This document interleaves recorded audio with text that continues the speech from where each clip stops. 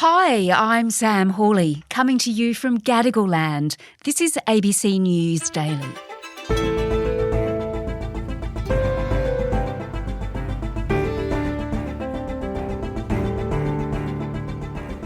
The decisions it makes have a huge impact on our livelihoods, but is the Reserve Bank of Australia fully accountable for the pain it can cause? Not according to a review that's called into question how it's been operating under the current governor, Philip Lowe. Today, the host of Insiders, David Spears, on why the RBA is about to undergo massive change as the era of monthly interest rate rulings comes to an end. Spearsy, in the past year, the Reserve Bank of Australia has been on our minds probably more than we'd hoped for. It's been very financially tough for many people. And we're not that happy, are we, with Philip Lowe? No, I think that's fair to say. And I think a lot of the criticism hasn't just been around the rate rises themselves, but been around the advice or the guidance that the Reserve Bank governor gave ahead of these 10 interest rate rises. And that guidance, of course, famously was that there wouldn't be, or there wasn't envisaged to be any increase in interest rates until 2024. I'm sorry that people listened to what we'd said and acted on that and now find themselves in a position they don't want to be in. People did not hear the caveats in what we said. My language was always caveated, but now clearly there may have been some caveats around that, but that wasn't very well communicated. And Philip Lowe, he's appeared, hasn't he, before a number of parliamentary inquiries since then, and he's made the point that it's not all his fault. He sits on a board. He doesn't act on his own. I don't take this personally because I'm just one person on a board of 9 and a staff of 1,500. Yeah, and he did make this point at the start of the year, appearing before those parliamentary committees, that it's a board of 9. They make collective decisions, the 9 of them. We don't always get it right, but we always try and do the right thing by the Australian people. And I take great comfort from that. What this review, however, has found, and this is really one of the key themes of the whole review, is that in reality, there's not much pushback, not much testing of the governor's view around that board table, amongst those 9 sitting around the table. It's usually the executive leadership of the Reserve Bank, and that's led by the governor, in this case Philip Lowe, who will come in with a decision, and what they decide typically goes.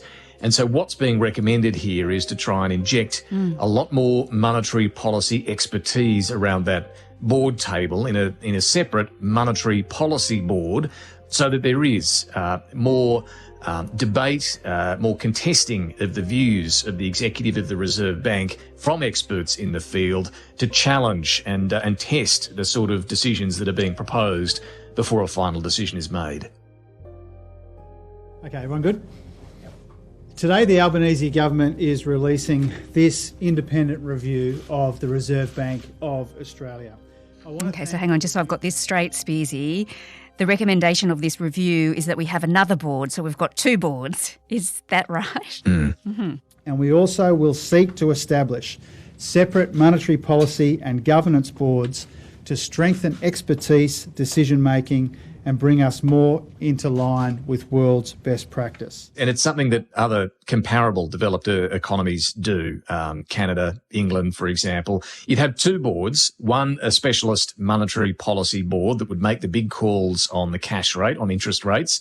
How many would sit on that is a little unclear, but they would be monetary policy experts, labour market experts, those who have a proven record and expertise in that field of setting interest rates and the impact it's going to have in a macroeconomic sense. The other board would be a governance board, and that would be more akin to a typical corporate board with governance experts sitting around it. Because don't forget, the Reserve Bank does a lot of other things beyond setting interest rates, from printing banknotes and passports, managing foreign reserves. It's the banker to the government. It operates the national payments infrastructure. So there's a lot more going on in this building than just monetary policy. Under the Reserve Bank Act, I, as the Governor, am charged with managing the bank. And I'm also the accountable authority under the Public Governance, Performance and Accountability Act. And all of these things, as well as its internal staff and management, a governance board would oversee. So that's the recommendation that's now been adopted and will be in place, we're told, by mid-next year. I think it's true to say that from a number of perspectives, the current oversight arrangements of me as the Governor for managing the bank fall short of contemporary standards. So the proposed changes would help address this, and they would help me as Governor manage the bank and the many complex and important functions we undertake. So I support that change.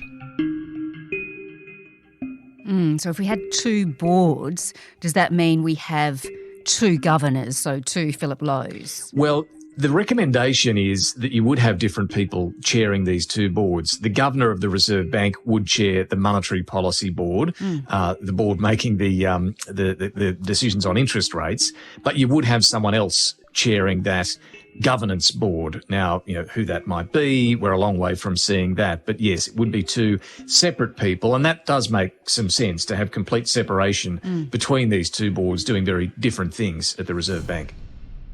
And it seems like one of the recommendations is that these boards wouldn't meet quite so often. So they wouldn't be meeting monthly like we see with the current RBA board. Well, again, this is something that happens in comparable countries. They don't meet every month. In Australia, the Reserve Bank Board meets every month except for the January break. So they meet 11 months of the year. The suggestion here is to move to 8 meetings a year rather than 11. So you'd be back to, around every 6 weeks. Look, in principle, the government's agreed to this. Philip Lowe has said that they'll consider this and provide a response. But look, I wouldn't be surprised if there's a bit more debate around this. We have a lot of people on variable interest rates in Australia compared to, say, the United States. And so it is a tool, moving rates each month if you need to, that can be deployed quickly and can have a big response because of the fact so many are on variable rates. So look, whether we move to a meeting every 6 weeks or not, I suspect there'll be some change, but we're yet to settle on exactly what that might be. And that target inflation rate, which is why the Reserve Bank moves interest rates around to meet that target inflation rate of 2 to 3%, that's going to stay the same, right? That will stay the same. And the updated statement will reaffirm our commitment to the independence of the Reserve Bank and our support for the inflation targeting framework. So, yes, there's broad bipartisan agreement that 2 to 3% inflation target works. There has been a bit of debate over the years about whether it should be a wider target, perhaps going a little higher than 3%. But no, the review has determined that has been a very successful target and that should remain in place. The Reserve Bank Governor, Philip Lowe, agrees that it should remain in place. And similarly, this review does point out that over 30 years, the Reserve Bank's done a very good job. Yes, there are problems over the last few years that we've discussed, but it's done a very good job. The independence of the Reserve Bank has been critical to that as well. And in fact, it's recommending strengthening that independence, removing a power that the government has but that isn't really used, and that's a power to override a Reserve Bank decision. So that would go, and that would strengthen the role of the RBA. So cementing its independence even further. It's a pretty big review, isn't it? It's significant, and it's not that flattering a critique of how the RBA functions at the moment. Well, you're right. It's a very important review. There hasn't been one for about 40 years, and these will be, these recommendations once enacted, some of the biggest changes since the early 90s when the Reserve Bank gained its full independence. And it is, while acknowledging the bank's done a very good job over 30 years, it is critical, as I say, both around its decision-making, once inflation was really starting to take off post-COVID, its misjudgment on that front, its communication, that misguidance it gave about keeping rates. Misinterpretation, particularly the guidance around those rate rises not coming into effect to 2024, that was raised as a key issue. It has been an issue and we've responded to it publicly a number of times. We put out a review of our approach to forward guidance, and that the way it communicates after each board meeting would also change under these recommendations. Regular press conferences, speeches, far more transparency around not just the governor's views, but the whole board's views. The way the board operates is that they've appointed me as their spokesperson for Monetary Policy and the review panel is recommending that the board members also speak on the economy and monetary policy, at least some occasions, and if the board decides that, that would have it. Look, Philip Lowe has welcomed all this. He's very open to all of this. He has been very cooperative through what must have been a very uncomfortable process for him personally. I would note the review and the Treasurer are being careful not to criticise him personally too much. And there is still a question mark as to whether he will continue in the role once his current term expires in September. It's entirely up to the government whether I continue to serve in this role after September. If I was asked to continue, I would. If I'm not asked to continue, I'll find another way to contribute to Australian society. Okay, so no decision on that at the moment. So let's look at what comes next then, Spearsy, because obviously there'll need to be some legislation. And the Treasurer, Jim Chalmers, has really pointed out how crucial, how critical bipartisan support is in relation to changes to the RBA board and how it operates. Yes, and I think he's right. Bipartisanship is critical on this. We've seen the government over the past year having to do a lot of things without bipartisan support from the coalition. It's climate targets, it's climate policy on the safeguards mechanism, it's manufacturing policy, all sorts of things. Not to mention the Indigenous voice. It's proceeding with that without bipartisan support. But on these changes to such an important institution as the Reserve Bank, Jim Chalmers really has gone out of his way to try and get bipartisanship locked in from the get-go. Jim Chalmers and Angus Taylor, they don't share views on a lot of things, but it seems like there is broad agreement on the direction of these sorts of recommendations. Angus Taylor's, said that they need to go through their own processes in the coalition, but he is broadly supportive of the direction being suggested here. That is going to be critical. Yeah, exactly. Let me ask you, Spearsy, though, this is the most important thing, isn't it, for Australians? How will they be better served? What does it mean, do you think, for interest rates and how they're set going forward?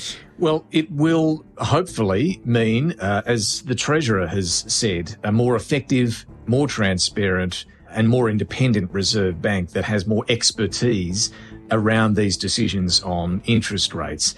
And you would think that's only going to be a good thing for Australians and for the Australian economy. That's the aim here through making all of these various changes, most notably bringing in more experts on monetary policy to make these big calls that, clearly over the last few years we have seen some mistakes made. David Spears is the host of Insiders. Catch it on ABC TV on Sunday morning at 9 o'clock or on iView. This episode was produced by Flint Duxfield, Veronica Apap, Sam Dunn and Chris Dengate, who also did the mix. Our supervising producer is Stephen Smiley. Over the weekend, catch This Week with Melissa Clark for more analysis on the shake-up of the RBA. I'm Sam Hawley. ABC News Daily will be back again on Monday. Thanks for listening.